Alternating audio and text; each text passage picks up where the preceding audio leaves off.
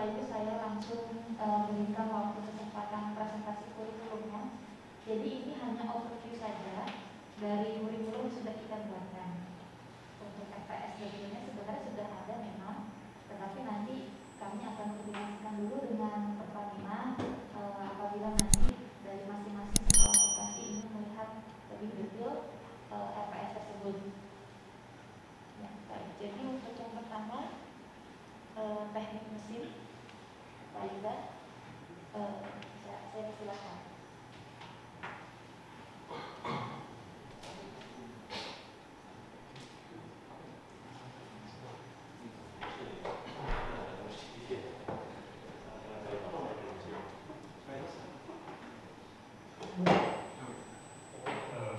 Bismillahirrahmanirrahim.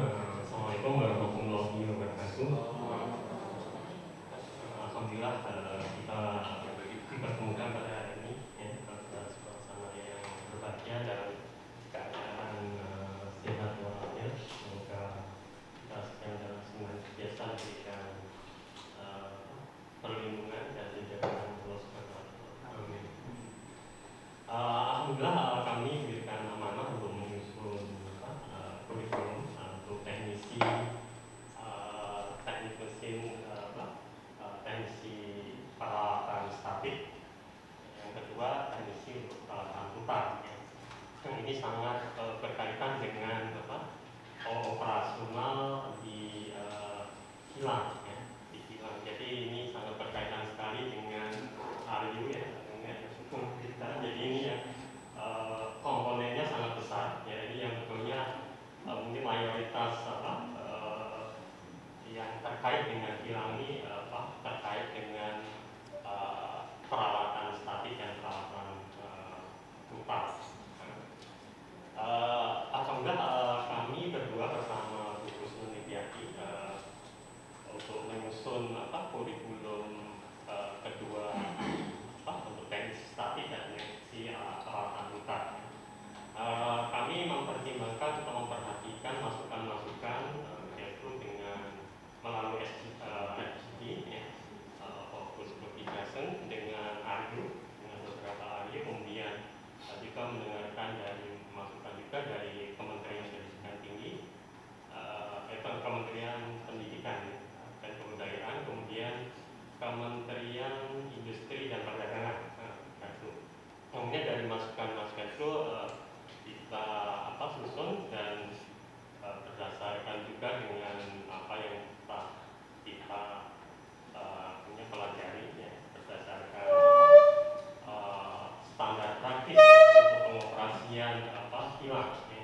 Jadi kedua mata program ini memang banyak terkait dengan standar praktis ya. Pertamanya kalau di Pertamina kita memakai APR, American Petroleum Standard, American Petroleum Institute ya. Kemudian juga ditambah dengan ASME code ya. Jadi memang nanti insya Allah akan dilengkapi dengan beberapa code dan akan juga diperkenalkan kepada para mahasiswa di tahap awal, mungkin di tahun pertama juga. Nah, jadi ada mata kuliah yang maksudnya mendukung untuk supaya tersosialisasi dengan kode-kode praktis. Ya. Jadi supaya nanti selama kuliah selama 3 tahun ya sudah terbiasa dengan kode-kode praktis. Memang ini bahasa yang digunakan atau media komunikasi di kilang. Ya. Ketika itu biasanya saya melihat ya ketika berhubungan dengan yang terkait dengan operasional kilang yang memang selalu menyebut kode praktis. Kalau biasanya di industri migas biasanya pakai EPA, American Petroleum Institute Codes. Oke, barangkali berhenti ini. Nah, ini kurikulum yang kami susun ya.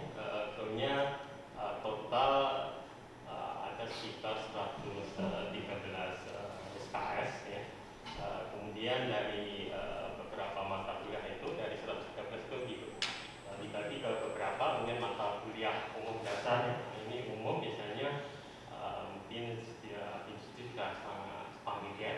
Kemudian mata kuliah politeknik atau mata kuliah adalah pendukung untuk spesialisasi. Nah, yang ini yang dikaitkan dengan mata kuliah khusus Pertamina. Nah, jadi ada 45 SKS, sedangkan untuk mata kuliah sudah menjadi core yang dari politik itu atas sekitar 58 ya. Seperti yang disampaikan Pak Wahyu Agung tadi ya, jadi ini minimum nanti bisa dikembangkan lebih lanjut. Dan kami sudah mengantisipasi untuk pengembangan lebih lanjut untuk dikembangkan untuk D4, yaitu untuk sarjana terapan. Jadi ini bisa ditambahkan beberapa aspek ya, yang penguatan di desain. Ya, kalau terapan selain dia dapat menjalankan rutinitas atau operasional sehari-hari, juga dapat mendesain komponen-komponen atau aksesoris dari komponen-komponen peralatan statik maupun peralatan putar. Ya, jadi ini memang dapat dikembangkan hingga mungkin kurang lebih sekitar 30-40 SKS. Jadi penguatan bisa ditambahkan di mata kuliah pendukung dan mungkin mata kuliah khusus, mungkin ada tambahan yang terkait dengan desain atau perancangan. Jadi seperti kalau mata pendukung mungkin barangkali seperti metode numerik ya, metode numerik, kemudian matematika yang lebih lanjut ya, kemudian ada mekanika mungkin teknik yang sedikit lebih lanjut, kemudian ada mata kuliah kimia yang bisa ditambahkan ya, nanti dapat mempunyai jumlah minimal sekitar 144 SKS. Kemudian dari mata kuliah khusus ini di semester 1 sudah diperkenalkan, jadi ada 3 mata kuliah. Ya. Di sini pengantar industri migas. Jadi ini sangat penting ya untuk sosialisasi pada para mahasiswa ya, di tahap awal. Ini tentang semua berkaitan dengan proses dan fasilitas. Mungkin juga tata letak, bagaimana tata letak komponen atau blok-blok itu dibelah ya. Kemudian yang kedua tentang gambar teknik. Gambar teknik mungkin sudah mata kuliah sebenarnya umum, tapi ini akan dispesialisasikan ke yang namanya PID ya, proses and information diagram atau diagram instrumentasi dan proses. Jadi itu dikaitkan ke situ. Kemudian ada penekanan di masalah kemarin masukan dari Aryu ya. Aryu itu tentang isometric view, itu untuk yang rotating atau yang peralatan putar. Kemudian yang untuk statik itu yang auxiliary views, itu ada tambahan panjang-panjang depan, karena itu biasanya berkaitan dengan tabung tekan atau tabung penyimpanan, atau itu yang berkaitan dengan masalah fitting dan perlimpahan. Jadi itu ada tambahan-tambahan view yang itu harus dikuatkan di mata kuliah ini. Kemudian yang ketiga adalah komunikasi efektif. Ini sebenarnya ini mata kuliah yang sangat penting. Ya, sebenarnya ini sudah dari berbagai industri ya, tidak hanya juga saja ya, baik industri di semiconductor atau otomotif, dia selalu menekankan dan mengingat biasanya dosen akan mengunjungi ketika kerja praktek ya. Mungkin 2 tahun tuh kita sehari atau sekali atau 2 kali ya datang. Nah, biasanya yang menjadi concern itu masalah komunikasi. Tentunya ini bukan saja soft skill, ini life skill, ya, life skill. Tentunya kalau di di Muslim itu seperti hukum mabok dan hukum anas. Sebetulnya sudah ini tentunya mata kuliah yang sangat penting ya.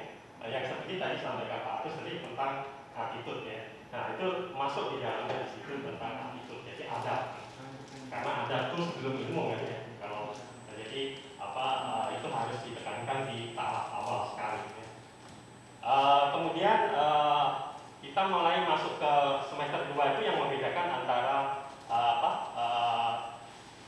tadi teknisi peralatan statik dan teknisi peralatan putar. Nah di sini ada sudah nampak ada peralatan dasar-dasar peralatan statik. Di situ kemudian ada praktikumen. Jadi di tahap awal, ini juga mempertimbangkan kompetensi yang diberikan oleh PT KPI, ya, PT Kilang Pertamina Internasional, yaitu tentang pemrograman dan aplikasi komputer. Jadi di sini ada komputasi yang terkait dengan aktivitas sehari-hari, ya seperti pemakaian mungkin sudah umum ya seperti PowerPoint atau Microsoft Excel, kemudian Microsoft Word ya. Tapi ini akan ditambahkan nanti barangkali akan berkoordinasi dengan pihak ARIU barangkali yang terkait dengan aplikasi komputer. Yang di sini biasanya dipakai ada namanya untuk perencanaan yang namanya proses bisnis atau perencanaan kerja atau tentang kemudian lagi yang ini mungkin lebih khusus lagi tentang inspection online, yaitu tentang monitoring. Ini mungkin sangat terkait dengan mungkin barangkali bisa berkoordinasi dengan pihak ARIU. Nah ini sangat penting. Kemudian yang kedua tentang K3, ini juga sebetulnya umum, tapi ini sudah di customize atau dikhususkan untuk yang terkait dengan ya aktivitas ya tentang K3 di kilang. Nah, jadi ada hal-hal khusus yang termasuk ya biasanya kalau mau masuk kilang itu sudah ada proses ya, itu kan masuk ada pendataan. Nah, jadi itu rutin ya biasanya tiap hari. Kemudian ada yang namanya awareness ya terhadap keadaan mungkin darurat ya seperti itu. Kemudian ada perlu tahu tentang peralatan-peralatan yang terkait dengan K3 itu letaknya di mana dan tata letaknya. Kemudian pertolongan pertama pada kecelakaan. Kemudian membuat laporan-laporan ya sekiranya ada sesuatu yang terkait dengan masalah K3. Jadi sudah khususkan sekali yang terkait dengan operasional di ARIU atau di kilang ya. Kemudian yang ketiga tentang prinsip peralatan listrik ya. Ini sangat penting karena untuk beroperasi untuk komponen itu dapat difungsikan ya, kita memerlukan untuk energi ya. Di sini ada diharapkan mahasiswa ya, ini sudah familiar dengan sistem kelistrikan kilang. Jadi kalau ada apa-apa yang ada masalah paling tidak sudah dapat mengatasi atau mengidentifikasi lebih awal ya. Seperti itu. Kemudian yang keempat yang instrumentasi juga sangat penting di sini, biasanya perlu banyak instrumen di kilang yang harus dipahami. Yang ini biasanya terkait dengan pengukuran dan kalibrasi ya, pengukuran dan kalibrasi. Jadi sini ada diharapkan mahasiswa itu juga familiar karena sangat terkait dari komponen satu ke komponen yang lain. Makanya juga ada antara teknisi peralatan statik dan juga peralatan putar. Jadi mereka harus paham. Memang ada terintegrasi secara baik. Ya. Kemudian dasar-dasar, ini yang memulai yang membedakan dengan teknisi peralatan putar. Jadi ini lebih fokus ke peralatan statik, ini lebih kepada pengenalan ya, mengenai mungkin spesifikasi atau jenis dan fungsinya secara umum. Ya.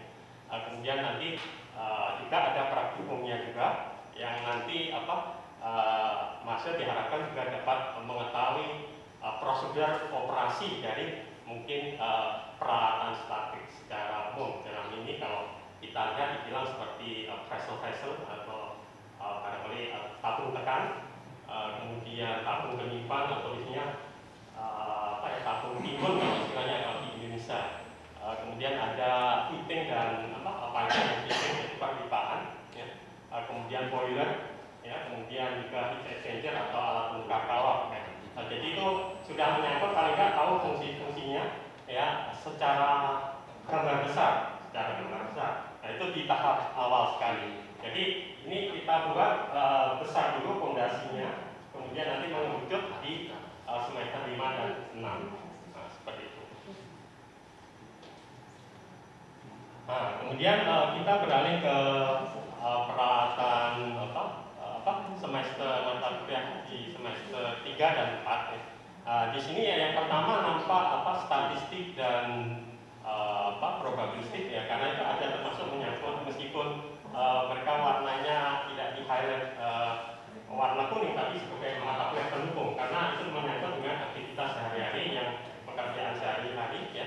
Biasanya kalau membuat pencatatan ya, pencatatan tentang mungkin output atau mungkin performa tertentu, itu perlu barangkali memerlukan pengolahan data secara statistik ya, dan juga probabilistik ya. Kemudian yang terkait dengan mata kuliah khusus ya, ini sudah mengakui kinerja ya untuk kerja. Ini pun sudah meningkat dari dasar-dasar kemudian ke peralatan statik ya. Jadi sudah mampu menganalisa membuat perhitungan-perhitungan secara sederhana yang kemudian juga merekam atau mencatat semua output-output ya dari masing-masing dari komponen peralatan statik ya. Kemudian di situ dapat mengidentifikasi kemudian permasalahan, juga membuat melakukan troubleshoot atau pemecahan masalah, kemudian pembuatan laporan, bagaimana membuatkan laporan yang baik tentang performa dari peralatan statik yang sedang dioperasikan, nah, seperti itu.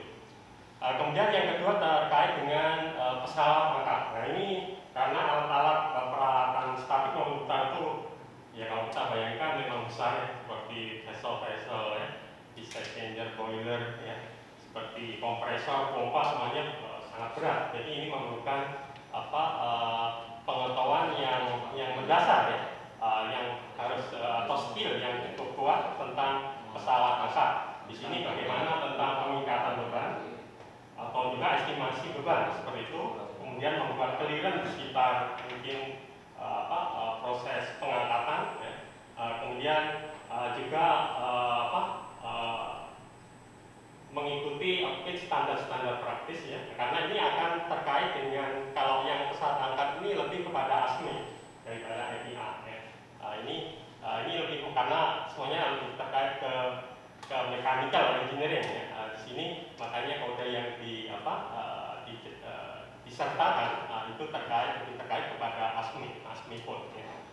Jadi diharapkan tuh ada beberapa seperti pesawat angkat seperti termasuk core trick ya, yaitu pengoperasian profil, penjalanan operasionalnya seperti apa, kemudian seperti crane mobil ya. Jadi peletakannya sebelum persiapannya seperti apa, kemudian ada crane jembatan atau overhead crane ya.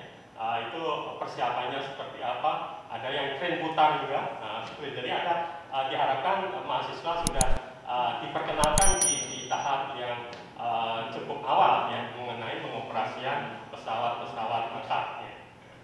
Mungkin barangkali ini mungkin yang agak menjadi tantangan adalah praktikumnya ya.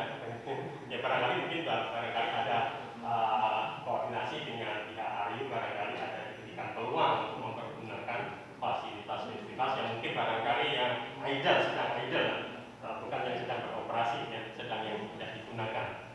Kemudian termasuk juga praktikum evaluasi kerja, barangkali ini bisa mengacu kepada kode praktis. Kalau ini lebih kepada API ya, American Petroleum Institute Codes ya. Kemudian di semester 4 ya, ini yang masalah yang sangat natural ya, ini masalah korosi ya. Ini karena memang di lingkungan seperti di tepi laut ya, memang lingkungannya memang cukup korosif, jadi ada pengendalian korosi di situ. Jadi di sini ada beberapa ya penekanan ya, berarti pengendalian korosi sangat penting. Jadi pemantauan, identifikasi, pencegahan dan sebagainya. Nanti juga akan disertakan juga praktis code-nya juga. Yang ini lebih khusus ke NACE ya, lebih ke korosi ya. Jadi ada juga yang dari ASME juga dan dari EPA juga. Jadi ini ada beberapa code yang akan disertakan, dan juga handbook yang jadi practical handbook ya. Jadi mungkin barangkali universitas juga dapat membantu untuk menyertakan mungkin barangkali seperti resources ya yang terkait dengan pengendalian korosi ini, karena ini sangat penting yang terkait dengan misalnya buku-buku atau dalam bentuk e-book ya, seperti itu. Kemudian di semester kelima ya, atau tahun ketiga, nah ini lebih sudah mengerucut ya. Ini lebih detail lagi ke komponen dan aksesorisnya. Yang pertama terkait dengan mata kuliah sistem perpipaan kilang. Nah, di sini kita ada dua, tentunya dalam silabus yang kita persiapkan itu yang terkait dengan kerja mekanik dan kerja proses. Nah, kerja mekanik itu ya pengertian yang sudah ditekankan di tahap awal yaitu teknik perbendelan yaitu. Jadi diharapkan mahasiswa sudah ketika mengambil teknik perbendelan juga ada penekanan ya, tentang bagaimana membuat pengukuran seperti kerja-kerja bangku ya, mungkin pengukuran, dan ini akan sangat penting ketika menghadapi masalah yang di kerja mekanik yang terkait dengan masalah perpipaan ya, ini terkait dengan fitting ya, pemasangan fitting dan pemilihan fitting yang sesuai. Kemudian yang di mata kuliah kedua untuk di semester 5 itu ini tentunya sangat besar, ini topik sangat besar yaitu tangki penyimpan atau tangki timbun ya, bisa sebagian menyebut tangki timbun. Kemudian bejana tekan atau pressure vessel, biasanya yang satu storage tank, yang ini pressure vessel. Nah, ini memang yang mata kuliah paling yang melibatkan banyak program. Ini pakai memang sebagian besar pakai API. Jadi mungkin ada lebih, mungkin ada belas-belas kode ya. Kalau lebih detail lagi mungkin agak puluhan ya, lebih puluhan. Itu kalau menyangkut dengan aksesorisnya ya. Jadi ini yang dua ini besar, jadi perpipaan dan fitting, kemudian yang terkait dengan tangki penyimpan dan pressure vessel ya. Nanti juga akan ketika sudah difinalisasi ya dengan pihak PTTPI kilang Pertamina Indonesia, barangkali mungkin Bapak Ibu dapat melihat lebih detail kode-kode apa yang akan digunakan. Kemudian yang ketiga ini yang alat heat exchanger ya biasanya.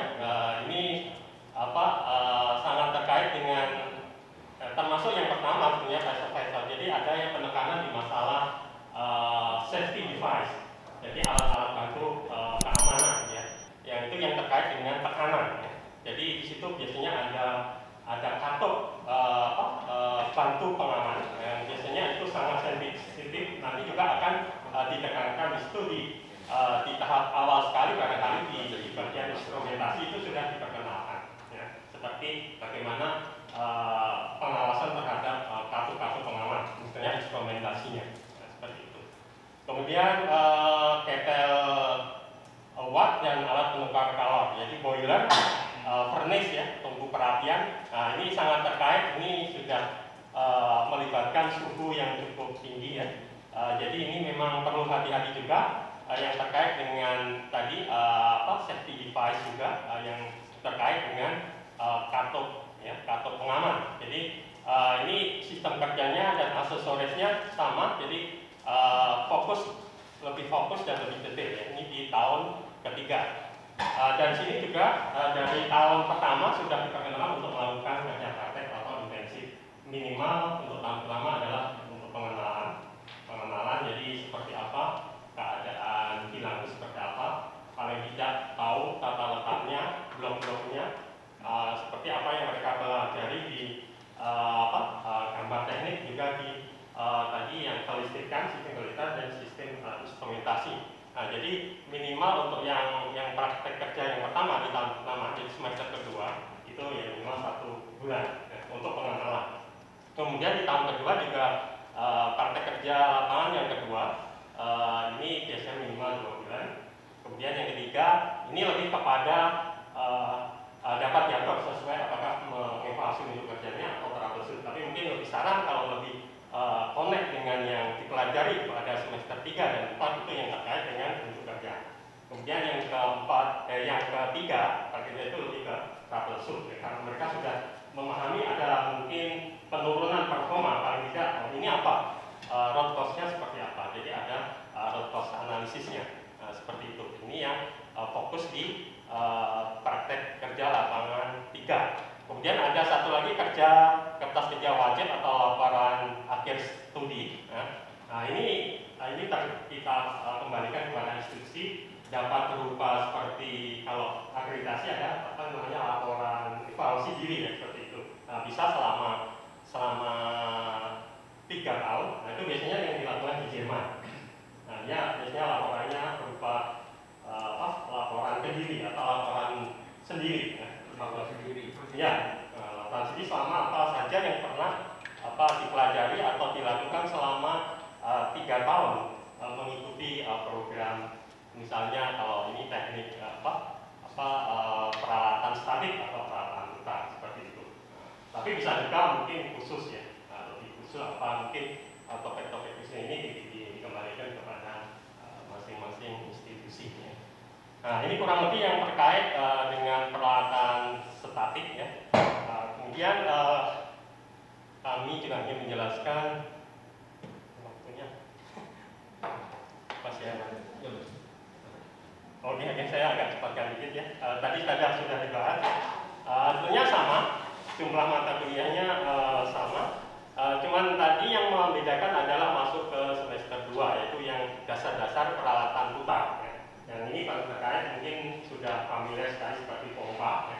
Jenis-jenis pompa misalnya ya pompa sentrifuga atau pompa perpindahan positif, logisnya reciprocating biasanya lebih mudah. Kemudian kompresor ya, kompresor sama jenisnya seperti pompa. Kemudian ada turbin gas dan turbin uap ya, turbin gas uap, dan ada nanti peralatan putar khusus ya. Biasanya ada yang tadi yang terkait dengan ada filter yang bisa berputar atau kemudian katut yang bisa berputar, kemudian gearbox atau sistem transmisi daya, kemudian juga mesin diesel ya, atau mesin sublower atau yang bisa untuk penyampur juga, teknik-teknik penyampur yang nanti juga akan diperkenalkan di semester 2.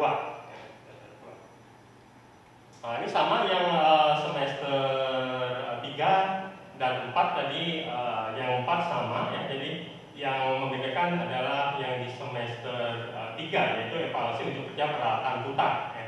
Sama jadi tadi yang itu lebih pengenalan, kemudian ini lebih sedikit lebih khusus, tapi masih cukup general ya.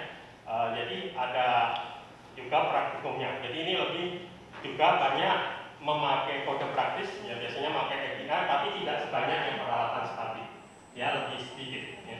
Dia lebih khusus kalau seperti kompresor ya, dia ada standar praktis yang lebih khusus ya seperti itu.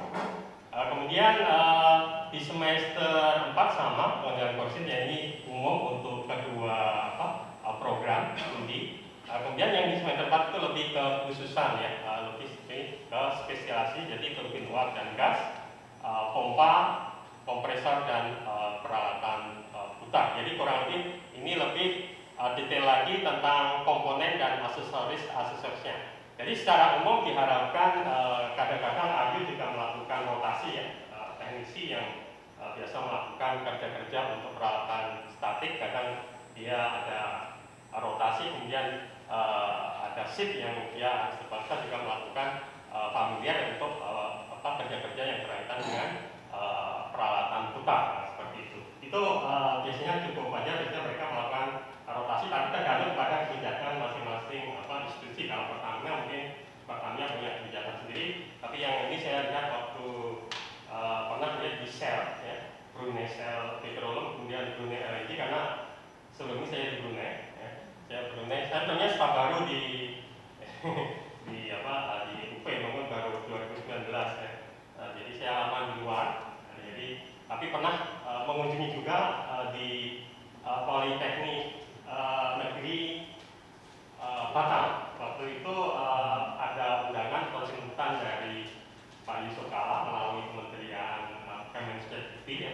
Waktu itu tidak bersifat dengan belajar, tapi lebih kepada kami diminta untuk membuat analisis tentang peluang penelitian dan output di Politeknik Batam. Itu 2016.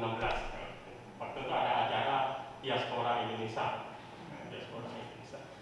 Ya, mungkin itu yang dapat saya sampaikan. Mungkin nanti dapat diteruskan oleh Pak Teguh untuk menyampaikan materi yang terkait dengan teknik listrik. Terima kasih Pak Muda. Berikutnya di teknik berikutnya saya persilakan Pak Teguh untuk mempresentasikan bagian instrumentasi dan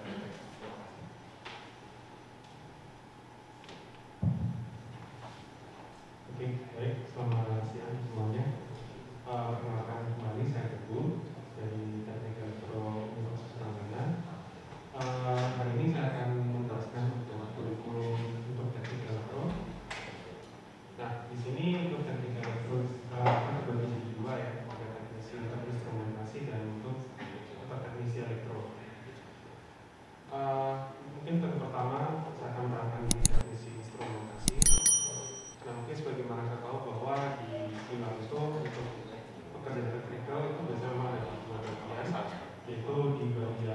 kelistrikan. Kalau mungkin di Politeknik Negeri Cilacap ini teknik listrik ya. Nah, kalau di sini dan biasanya juga ada kalau elektro itu ada cabang itu sistem pengaturan atau kontrol ya. Nah, itu akan lebih berhubungan ke teknik instrumentasi. Nah, untuk pertama saya akan menjelaskan dulu tentang teknik instrumentasi. Nah, secara susunan mata kuliah kami juga mengambil dari standar AKAI ditambah juga dengan standar kompetensi dari Pertamina. Nah, untuk tahun pertama itu memang paling banyak ada mata kuliah dari KKI ya, seperti Pancasila, Matematika, Pancasila, terus juga di semester 2 ada pendidikan agama dan seterusnya.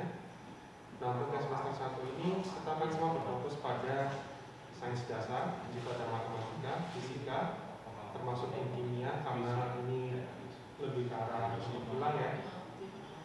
Terus ada teknik instrumentasi dasar. Setelah itu ada rangkaian listrik.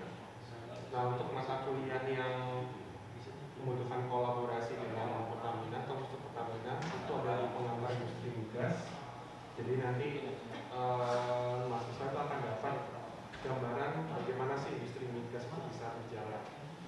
Terus setelah itu ada praktikum juga untuk rangkaian listrik dan dilanjutkan juga dengan satu mata kuliah yang mendukung untuk pembentukan pola pikir dari mahasiswa, yaitu berpikir kritis dan solusi kreatif. Dan ini pun juga sudah dijalankan di Universitas Pertamina. Nah, untuk semester keduanya itu masih ada beberapa mata kuliah KKI, itu ada agama. Setelah itu kita sudah mulai masuk ke sains dasar, ada sistem tenaga listrik, ada praktikumnya, peralatan proses industri migas, beserta praktikumnya. Setelah itu ada teknik digital atau penyimpanan digital ya. Ada gambar teknik. Nah, di gambar teknik ini untuk gambarnya kita secara umum, jadi ada wiring diagram biasa, ada ladder diagram, dan juga ada input, proses input ya. Nah, itu dan intinya adalah di gambar teknik ini kita lebih fokus tidak hanya how to draw, tapi bagaimana membaca dari gambar tersebut. Setelah itu ada pengukuran besaran listrik. Nah, operator atau teknisi pasti butuh untuk mengetahui cara mengukur besaran listrik yang dibutuhkan. Setelah itu ada praktikumnya untuk angka analog dan digital, terus pengukuran besaran listrik dan teknik digital jadi satu praktikum. Jadi cukup banyak yang praktikumnya di sini. Terus di semester 3 itu ada bahasa Indonesia dan bahasa Inggris. Masuk lagi kita ke matematika teknik, mikroelektronika, dan praktikumnya. Setelah itu ada teknik pengukuran industri migas, dan ada praktikumnya juga. Setelah itu pemeliharaan peralatan instrumentasi. Nah, ini kan karena kebanyakan kalau kita lihat di lapangan, operator atau teknisi itu paling banyak melakukan itu maintenance ya. Nah, akan lebih baik kalau misalnya dikolaborasikan dengan Pertamina, jadi sudah bisa mengenal standar operasional dan maintenance untuk beberapa peralatan yang ada di kilang. Setelah itu ada PKL 1, jadi untuk teknik elektro dua-duanya baik instrumentasi maupun elektrikal maksud saya itu PKL-nya kita laksanakan 2 kali. Jadi ini untuk PKL yang pertama tujuannya apa? Ada 2 kali. Yang pertama adalah untuk PKL pertama itu adalah memberikan gambaran ke mahasiswa bagaimana sih bekerja di kilang. Jadi tidak terlalu detail untuk yang PKL pertama. Dan itu ada juga tadi ada praktikumnya dari peralatan tadi ya.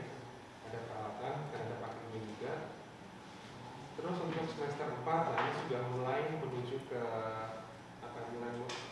mulai mengkerucut juga. Nah, di sini ada aplikasi komputer dan pemrograman. Nah, di sini kurang lebih kontennya juga sama seperti Pak Yuda sebelumnya, cuma tidak termasuk dengan ERP ya, Enterprise Resource Planning itu ada sendiri di semester 6. Jadi lebih ke arah pengenalan aplikasi untuk produktivitas, dan juga pemrograman dasar.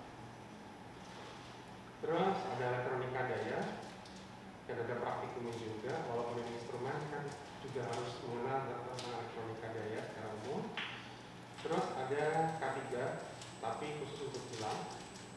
Jadi nanti di sini akan diterangkan untuk K3 umum maupun K3 yang khusus untuk kilang. Setelah itu ada sistem mikroprosesor, mikrocontroller, ada praktikumnya juga, dan di nomor 7 ini ada mata kuliah lagi yang khusus dari Pertamina, yaitu proses pengolahan minyak dan gas.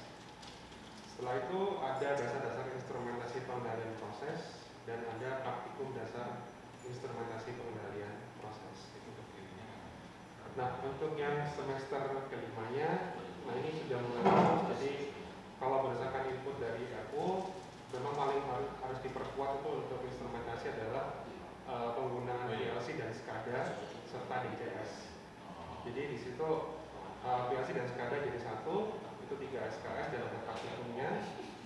DCS pun juga sama, atau pengendalian distribusi, itu 3 SKS dan 1 SKS untuk praktikum, serta dilengkapi dengan sistem telekomunikasi dan praktikumnya juga.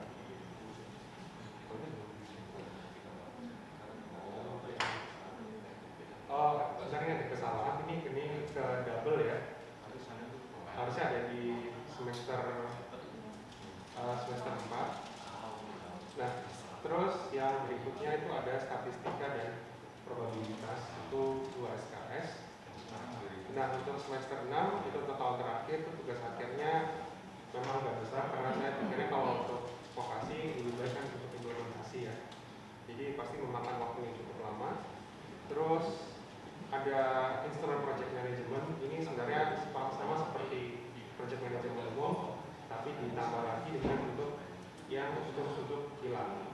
Jadi makanya kenapa saya berikan tanda kuning itu untuk agar bisa berkolaborasi dengan Pertamina, jadi lebih spesifik, ada kita tahu secara project management secara umum dan secara khususnya. Terus ada enterprise resource planning, ya ini kebetulan banyak perusahaan-perusahaan sekarang sudah menggunakan ERP. Kalau Pertamina menggunakan MySAP ya, kalau nggak salah. Terus ada PKL kedua. Nah ini harapannya di PKL kedua ini sudah lebih detail dan bisa memberikan problem solving, dan kalau bisa pun juga bisa dihubungkan dengan tugas akhir. Terus yang terakhir, nah ini komunikasi efektif dan kepemimpinan. Kalau tadi Pak Yuda ditaruh di depan, kalau saya taruh di belakang. Karena menurut saya komunikasi dan kepemimpinan kan juga sudah ada di kegiatan support dari kampus ya, berupa mungkin kegiatan pensiunan atau orientasi kampus. Nah, kenapa taruh di akhir ini? Kan kalau sudah mengalami banyak proses dari PKL, terus juga udah banyak kata kuliah dilewati, nah itu kita menuju jenjang selanjutnya untuk dunia kerja, nah itu perlu lebih didetailkan lagi untuk cara komunikasi yang efektif dan segitu kemungkinan. Itu untuk teknik instrumentasi. Nah mungkin saya lanjutkan saja. Nah ini untuk teknik elektro dan untuk teknisi elektrikal ya. Kalau untuk elektrikal di sini mungkin sama seperti teknik listrik yang ada di Politeknik di Cilacap ya, lebih ke fokus ke arah sistem elektrikal. Nah kalau susunan kurikulumnya hampir sama seperti instrumentasi pada semester 1 dan 2, itu tidak ada perbedaan karena satu dasar juga. Nah perbedaannya itu sudah mulai ada di semester 3. Itu di sini ada medan elektromagnetik ya, dimana kita tahu bahwa kalau untuk perawatan elektrikal seperti mesin generator atau motor itu pasti untuk menandakan menggunakan medan elektromagnetik. Terus pemeliharaan pun juga sama, di sini juga khusus untuk Pertamina. Harapannya yaitu agar lebih mahasiswa bisa lebih paham dan tahu praktisnya seperti apa di kilang. Itu ada matematika teknik dan ada PKL 1. Di semester 4 pun juga sama, ada K3 tapi khusus untuk kilang. Dan di sini untuk yang khususnya itu ada di nomor 6 dan 7, itu ada instalasi listrik. Nah di sini kan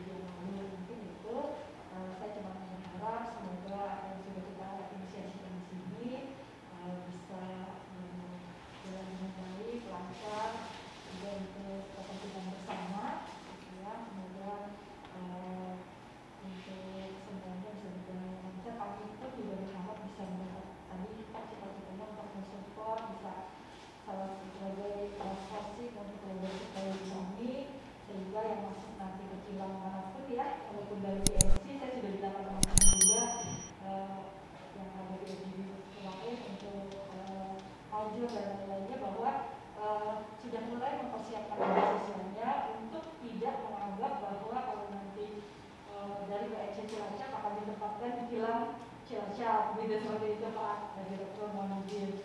Jadi saya sudah pernah sampaikan karena saat ini kita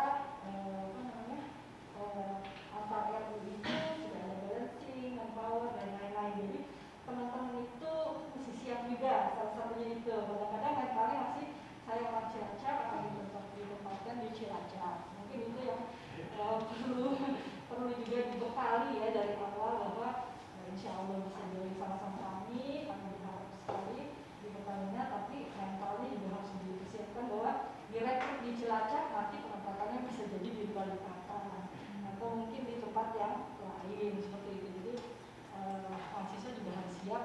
Saya yakin juga secara teknikal dan pembekalan ini itu sudah lengkap dari bapak-bapak ibu sekalian di PNC. Mungkin itu dari kami Pak. Mohon izin kalau ada yang kurang berkenan. Sekali lagi terima kasih atas waktunya. Semoga bisa mendapat manfaat dari selanjutnya. Assalamualaikum warahmatullahi wabarakatuh.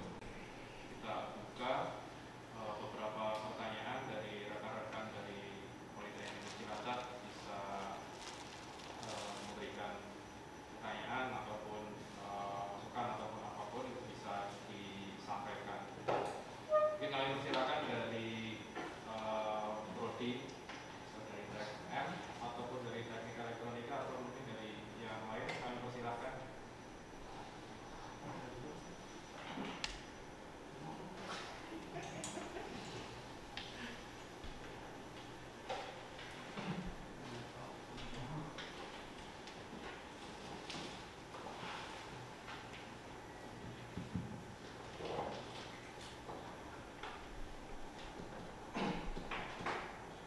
Bismillahirrahmanirrahim.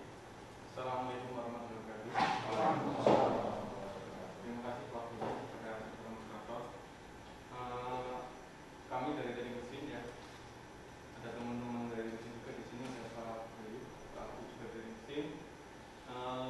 Setelah tadi melihat paparan, ya, sedikit ya bisa kami pahami bahwa pertama adalah nanti kedepannya berarti kurikulumnya itu ada dua ya Pak ya, statik sama yang pertama.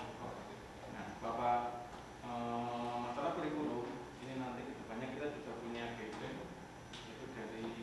itu dari TV ya Pak ya, bahwa di dalam satu prodi itu dimungkinkan punya lebih dari satu kurikulum dengan perbedaan kalau nggak salah itu maksimal 30%. Tapi setahu saya 1, 2, kalau 3 saya belum tahu nanti, kami lihat lagi. Tapi pada intinya kalau tadi saya lihat bahwa beberapa mata kuliah ya keputusannya ada 45 SKS ya Pak ya, dari total 113 yang tadi dipaparkan, kemungkinan kurikulum SINIRA sekarang itu ada 109 SKS karena jadi kira minimal 108 maksimal 120 ya. Jadi saya rasa sebenarnya apapun itu nanti itu tergantung dari kita ya. Saya yakin ada jalan lah kalau memang kita berjalan itu ada jalan.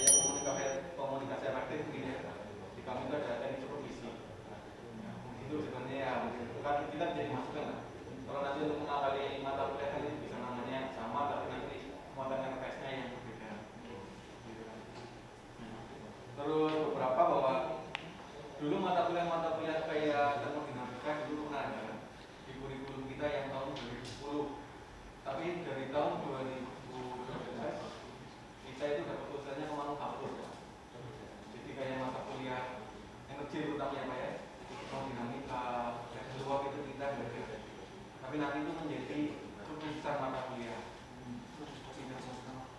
Ya. Nanti ya, dulu itu pernah ada Pak. Dulu kita itu mestinya masuk mesin umum. Tapi setelah 2012 kita fokuskan ke marketing. Dan kita juga punya SDM di mesinnya energi. Kita ada Pak Agus, energi, Pak Bayu energi, terus satu lagi ada Pak Hadi energi. Jadi kalau kita termometer, termodinamika, ada uap ya, caranya di termometer. Jadi bahwa dari kami intinya kalau adalah harapan saya ini cepat terwujud. Tidak dipakai itu udah lama ya. Kalau memang September tahun depan harus running, insya Allah kita siap untuk bergerak. Cuma nanti ini juga ke depannya seperti yang semalam disampaikan Pak Direktur, nanti mahasiswa ini seperti apa? Kalau kemarin kan apakah langsung direkrut dan lihatnya nanti mungkin sama sekarang uji dengan Rosim. Rosim kan juga punya if yang D3-nya. Dulu itu lulusannya langsung direkrut semuanya, tapi sekarang dibebaskan. Beberapa yang terbaik diambil, selanjutnya silakan untuk cari kerja di perusahaan semen yang lain. Mungkin ini langsung saja. Cuma nanti setelah teknisnya itu kalau di itu semuanya walaupun nanti dibebaskan memilih di brand lain, tapi selama kuliah mereka itu dari swab free Pak. Ya. Selama kuliah mereka itu tidak memungut biaya. Dan ini nanti monggo dengan Pertamina teknisnya seperti apa. Kalau kami dari perusahaan yang jelas siap untuk menyamakan proses itu tanpa bergabung. Mungkin itu Pak Direktur, Pak Imam dan teman-teman yang lain. Terima kasih. Assalamualaikum warahmatullahi wabarakatuh. Terima kasih Pak Joko dari mesin, lanjutkan dari mesin. Mungkin bisa langsung ditanggapi begitu dari Pak Ubed. Oke, terima kasih Pak Joko. Betul tadi kalau sudah semuanya ada pemilikan itu alhamdulillah menguntungkan, jadi tinggal nanti disesuaikan dengan kurikulum yang sudah disesuaikan dengan kompetensi yang dicanangkan oleh PT Kilang Pertamina Internasional. Jadi insya Allah nanti akan lebih mudah dan tentunya nanti harus terus berkoordinasi ya. Insya Allah kami juga akan siap membantu. Dari Yayasan Pertamina Foundation juga insya Allah siap membantu. Apalagi yang terkait tadi tentang rekrutmen, nah itu mungkin Pak Imam yang lebih arif untuk mungkin menjelaskan ya. Monggo Pak Imam. Udah nggak usah pakai. Banyak kan nanti konflik sama. Iya. Jadi mohon izin menyampaikan terkait masalah rekrutmen ke depan. Ketika sudah ada koordinasi terkait kurikulum kolaborasi ini berjalan, tentunya dari Pertamina tidak memberikan jaminan untuk bisa masuk. Jadi intinya kita kurikulum ini bisa diaplikasikan di vokasi-vokasi ini, dilakukan vokasi dengan harapan Pertamina memiliki calon rekrutmen baru itu yang sudah sesuai standarnya. Kalau toh memiliki seperti ini, alhamdulillah dan pasti kalau mau kita pasti masuk. Kan gitu Pak. Nah, seiring berjalannya waktu kalau ada berjalan baik, kami tidak mengerti. Misalnya tahun akhir 2 tahun 3 tahun kemudian misalnya pinter-pinter masuk tanpa tes, misalnya itu kan kebijakan kita sudah tahu. Tapi pada dasarnya tidak memberikan harapan seperti itu. Seperti itu Pak intinya. Jadi kurikulum vokasi ini kita sosialisasikan tentunya harapan untuk bisa mencari resource yang ada di sekitaran RW ini untuk bisa mengerti seperti ini Pak, supaya bisa diaplikasikan di dalam vokasinya. Jadi harapannya Pertamina bisa melaksanakan dengan sesuai harapan yang diinginkan Pertamina. Saya kira itu Pak. Jadi mungkin memberikan kesempatan yang lebih besar begitu Pak. Ya. Tapi tidak menjamin. Ya, menjamin. Untuk nanti proses seleksi mahasiswa baru jaminan lulus pertama berapa prestasi?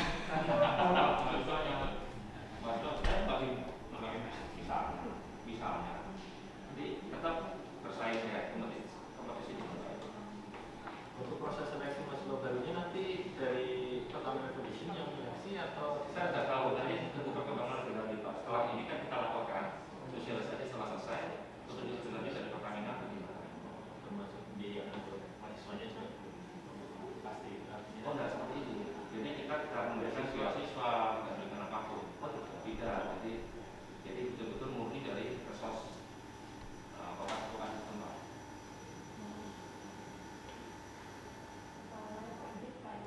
Untuk mahasiswa dari Universitas Pertamina saja tidak dijaminkan untuk bisa masuk. Iya. Jadi sama, setara. Jadi jangan khawatir karena dari Universitas Pertamina, kebetulan saya sama Mbak Tata ya Mbak Tata di awal-awal juga waktu kebakaran Universitas memang untuk mahasiswanya tidak ada jaminan bahwa begitu lulus akan masuk ke Pertamina seperti itu. Jadi nggak usah khawatir, jadi kesempatannya sama. Semoga mungkin dengan kerjasama ini orang-orang yang lulus ini bisa ya, jangan sampai nanti ya kesalip sama universitas lainnya seperti misalnya ya apa namanya kalau ada sebelumnya ya pasti kan orang-orang sekitar sini, tapi jangan sampai kualifikasi atau kompetensinya dari mahasiswa lulus dari PSI itu paling tidak sudah ada persekali yang memang sudah menyusahkan kondisi kebutuhan. Saya lanjutkan Pak, karena mungkin berbagi pertanyaan itu ya. Kalau demikian nanti, kalau kurikulum kan nanti konsekuensinya juga ada peralatan laboratorium. Apakah ada peralatan lab? Konsekuensinya kan di sana. Mata kuliah yang khusus Pertamina kan tentunya kami nggak punya. Nah, nanti apa kedepannya ada Ini yang kita sudah pikirkan Pak. Mesti pertanyaannya dari sekolah vokasi, aku oleh opo seperti ini bagaimana sebagainya kan mesti akan berkembang Pak. Nah itu tentunya dari Pertamina pusat yang akan memberikan kepastian Pak. Yang penting kita tugas kita, kurikulum kita memberikan sosialisasi ini untuk memberikan informasi bahwa yang diinginkan kurikulumnya Pertamina seperti ini, kan gitu. Nah kemudian kalau toh nanti berkembang di lapangan ketika terjadi kebutuhan dalam tanda kutip keperluan itu ya nanti berkembang di lapangan kita tidak seperti itu. Namun demikian harapan Pertamina sekolah-sekolah ini bisa merekrut teman-teman yang dari sektor ini supaya memiliki kemampuan yang lebih lah minimal sesuai standar Pertamina daripada lain kan seperti itu. Memudahkan kalau toh tes Pertamina dia bisa lulus karena memang betul-betul mumpuni seperti itu. Saya kira itu Pak. Kalau lain beasiswa dari Pertamina Indonesia lain lagi itu Pak. Nanti ada lain bukan masalah ini.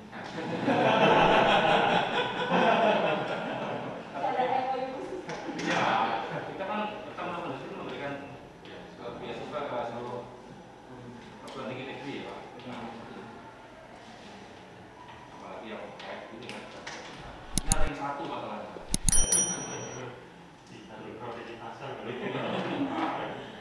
Pertanyaan, boleh tanya Pak ya? Boleh.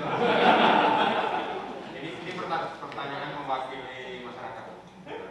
Kan seumpama saya sudah masuk dan lulus, setelah itu ternyata nggak diterima di bekerja di Pertamina, terus saya bekerja di mana?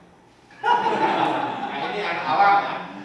Jadi masyarakat kan juga mungkin ada yang nanya seperti itu. Saya tanggung jawab ya. Iya. Tanggung jawab. Jadi saya pertanyaan masuk akal dan sangat umum Pak. Saya sudah sekolah di lokasi ini sudah melaksanakan tugas selama 3 tahun yang baik. Saya nggak terima. Ya kita berdoa Pak Tuhan Yang Maha Esa bahwa belum diterima ya karena sudah apa ya. Tapi intinya Pak, semua itu sudah garis tangan Pak kalau sudah besar. Tanggung jawab Pak. Ya. Karena ketika ini ilmunya itu kan ilmunya kan khusus ya. Ya. Ada ilmu Pertamina. Ya makanya terus kalau saya nggak bekerja di situ, terus ilmu saya ini kemana? Gitu. Kira-kira. Kalau yang di kurikulum tadi sih itu umum Pak. Nanti kalau Pertamina ada produk yang banyak. Ya maksudnya kita harus kayak petrol. harus siap jawaban itu. Iya. Kopsnya juga. Oh bensin ya. Ya, itu bisa gimana? Itu kan kita harus siapkan. Tapi Bapak harus betul-betul juga di usaha lain Pak. Di teknik yang lain tentunya kan kita sudah belajar seperti itu. Mereka sudah lulus diterima ke Pertamina. Jadi tergantung siapa. Walaupun di sekolah tapi kan standarisasi daripada Pertamina mereka kan ada standarnya. Nah, maksud saya itu begini, kalau misalnya lulusan kita yang lain, yang murni ini itu kan, terus kamu sembarang gitu ya kan. Tapi kalau ini kan ilmunya kan sudah ada. Oh, gitu Pak.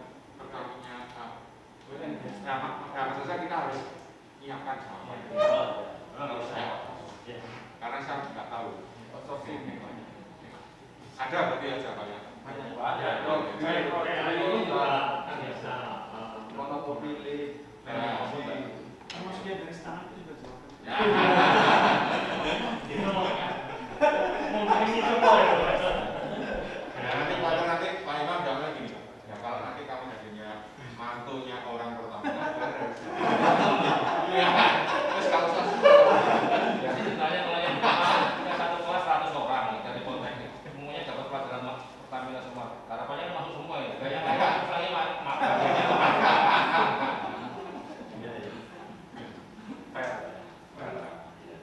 Oke, baik. Semua perbuatan jadi.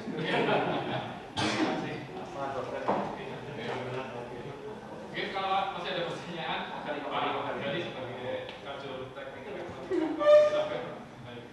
Baik, bismillahirrahmanirrahim. Assalamualaikum warahmatullahi wabarakatuh. Saya juga mau mewakili mahasiswa saya tadi. Pak Direktur kan tadi mewakili masyarakat.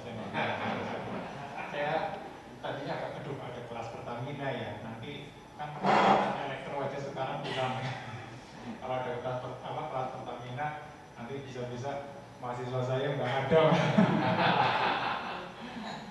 Nah ini saya juga tadi sudah melihat mata kuliahnya ya saya agak sama dengan Pak Joko ya hampir semuanya 80% lah 80%an itu sama dengan yang ada di kami baik untuk yang elektro ataupun yang listrik. Namun ada yang mengganjal di saya ini semuanya kalau tadi ada DCS ya Distributed Control System itu semuanya harus dijalankan ini sedangkan di kami ini kalau di kurikulum yang lama itu ada tetapi sebatas teori dan simulasi saja. Kalau yang DCS dulu yang tahun 2011 ya 2010 kurikulum 2010 tapi 2017 akhirnya kami hilangkan DCS karena memang memang tidak kesana kompetensi kami. Nah itu semuanya kalau saya kan pernah tahu ya di Pertamina itu memang menggunakan DCS. Nah itu apakah nanti itu model pembelajarannya itu bisa di sana atau kalau tidak ada praktikumnya mungkin bisa atau gimana ini tentang peralatan itu karena ya satu alat saja itu bisa sampai 10-an M. Itu Pak. Terima kasih. Baik, terima kasih Pak. Jadi kami memang berharap Pertamina karena Pertamina yang meminta sekolah-sekolah vokasi sekitar Pulang. Jadi kami juga berharap ini juga ketika kami komunikasikan dengan pusat itu memang mereka mengatakan iya bisa ada untuk alat-alat idle harapannya bisa mereka bisa menyediakan sebagai laboratoriumnya. Itu yang kami komunikasi kami selama ini karena yang itulah kenapa mereka memilih sekolah di sekitar Kilang. Jadi agar kalau mau praktek dan memang penyesuaian mereka bisa menyediakan tempat mereka gitu. Itu yang kami terima jadi mengenai praktikum beberapa alat yang perlu Kilang gitu. Kami yang kami komunikasikan dengan Bu ini itu seperti itu sih. Jadi so far seperti itu. Mengenai mekanisme praktisnya nanti tentu kita akan dibicarakan lagi di dengan Pertamina terlebih dahulu. Tentu kami tidak berharap tadi beberapa alat dan kami tidak expect bahwa sekolah vokasi akan membeli terus kemudian menggunakan itu yang kami tidak expect. Apalagi harganya sampai ke 1 ya di luar kapabilitas dari sekolah vokasi. Itu sih yang kami ekspektasi hubungan eratnya dengan Pertamina itulah yang kami manfaatkan sebagai pembelajaran. Itu yang saya tentu tadi ada mengenai lulusan sudah dijawab tadi oleh Pak Bisa, dan Pak Imam. Nah, yang bisa Pertamina sediakan itu apa gitu? Mungkin itu apa yang bisa itu sih yang kami tawarkan. Tentu subjek itu pembicaraan ini dengan Pertamina. Itu sih. Jadi saya menambahkan Pak terkait masalah kurikulum ini, kita kan mensosialisasikan ini harapannya kan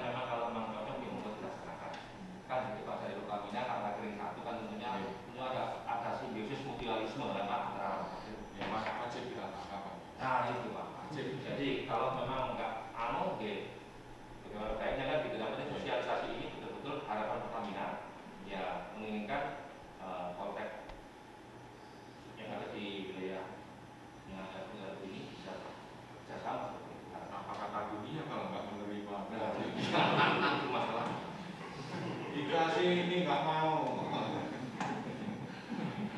Terus kan kerjanya di Ngacara nanti kita bisa apa? Memang problem ya ada ya. Kalau bisa dunia ada problem.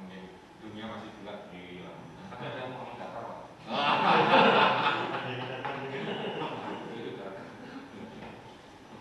Oke, baik.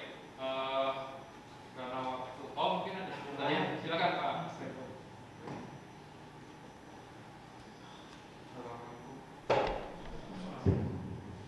Assalamualaikum warahmatullahi wabarakatuh. Sedikit menambahkan, mungkin ada dua pertanyaan yang ingin saya tanyakan ke Pak Ketua yang di bidang kelistrikan.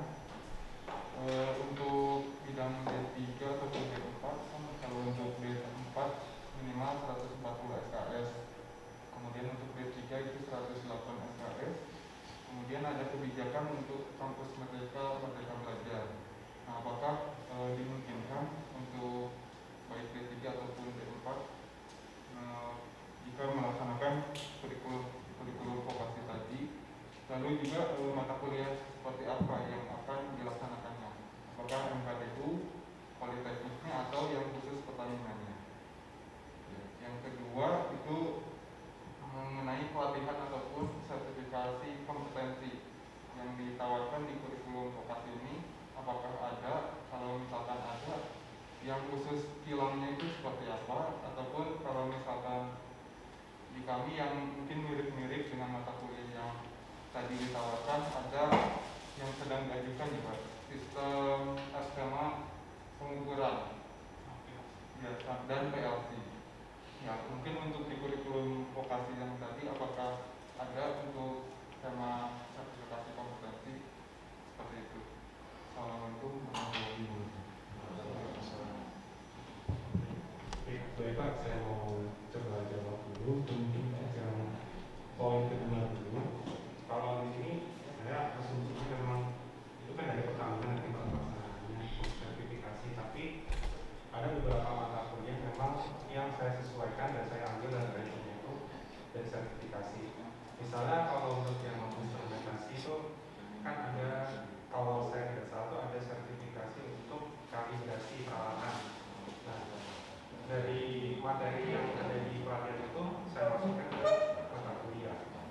Jadi memang kalau kita tidak ada ininya ya, atau sertifikatnya ya, tapi paling tidak secara semuanya sudah dapat. Nah, untuk masalah formalnya itu balik ke persamaan lagi Pak. Terus untuk yang menjawab yang poin pertama untuk kurikulum merdeka, sebenarnya kami waktu menyusun ini sih masih belum mempertimbangkan kurikulum merdeka ya. Karena kan sebenarnya kami juga masih tahap mencerna dari apa namanya kurikulum merdeka yang dicanangkan oleh Pak Menteri. Itu minimal 6 bulan. Oh iya. Apa? Magangnya 6 bulan. Ya, itu aja sudah oke, cukup iya. bagi yang D3. Oh. Itu sudah dianggap merdeka. Ya mungkin nanti bisa disesuaikan di, kalau memang magang dari waktu magang itu yang diatur sih kalau waktu saya. Jadi misalnya magang pertama mau bisa 2 bulan dulu, bisa kemarin 4 bulan akhir, atau mungkin mau dikasih juga itu kebijakan pasal pembayaran saya. Itu kalau dari saya.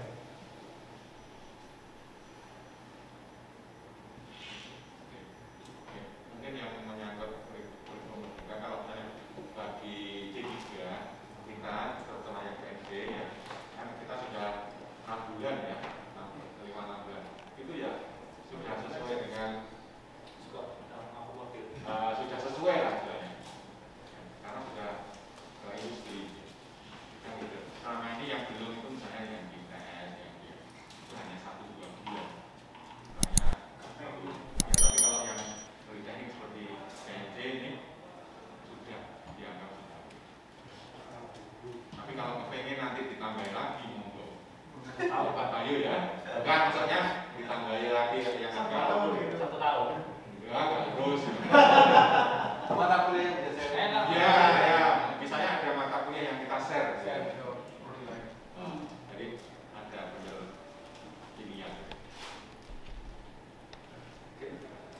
kasih. Karena keterbatasan waktu juga dan kami berharap apa yang sudah disampaikan dan juga didiskusikan bisa dipahami bersama. Dan juga kami berharap bahwa setelah ini ada tindak lanjut berikutnya yang juga kita tunggu. Mudah-mudahan tidak terlampau lama begitu, kita berharap demikian sehingga tadi misalkan September sudah siap, kita pun insya Allah siap untuk melaksanakannya. Mungkin itu, terima kasih sekali lagi atas sesi diskusi pada pagi hari ini terkait dengan presentasi sosialisasi kurikulum vokasi. Kurang lebihnya mohon maaf. Wabillahi taufiq wal hidayah. Assalamualaikum warahmatullahi wabarakatuh. Nextnya kita bisa ngobrol dengan bisa. Mari kita dengan masalah ini pasti perlu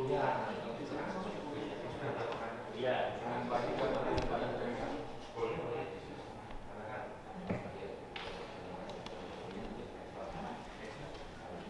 Ini sudah disusun sedemikian rupa untuk menyesuaikan kompetensi yang dipahami. Nama yang Yang mungkin nanti itu yang bisa yang lain itu bisa disesuaikan untuk pendukung. Ya, seperti tadi yang memori nanti kita bisa bekerja serta.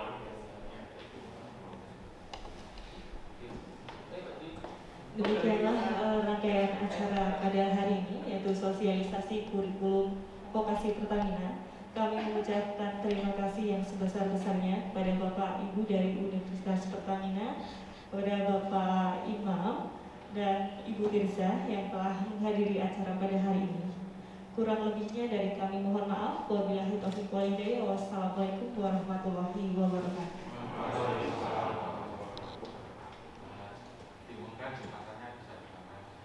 Untuk sholat Jumat bisa di Masjid Politeknik Negeri Cilacap di kampus depan.